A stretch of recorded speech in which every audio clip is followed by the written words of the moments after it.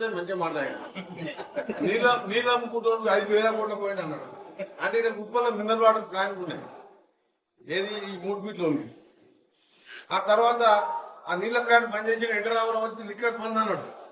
మహారాష్ట్రకి తీసుకొచ్చి మిర్యాలగూడ నల్గొండ మందం మీద మిర్యాలగూడ పోలీస్ స్టేషన్ కేసు ఇప్పటికున్నది ఈయన మీద. ఇన్నిసార్లు చెప్పినా దాని మీద మాట్లాడుతున్నాడు. మంద అమ్ముతుంటే ఆ పోలీసులు పట్టుకుని మెత్త కొట్టి లాకప్ వేసి.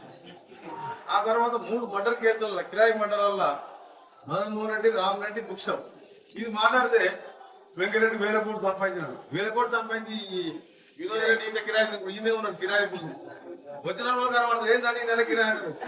1,000 కోట్లు కిరాయి చేసుకుంటారా? నాకేమో భయమా? నాకు ఓ ఇల్లున్నది హైదరాబాద్ అన్నదమ్ములు కట్టించింది. నా దేవుడు పైసలు ఉంటే వాడు లేను ఎవడే పెట్టారు. చిన్నగా పడుతుంది, 2 పిల్లలు నేర్చుకుని వచ్చింది. ఆ కచ్చరిపల్లి భర్త చనిపోయిన మసూర్ రెడ్డి సార్ చనిపోయినప్పుడు వచ్చినాం.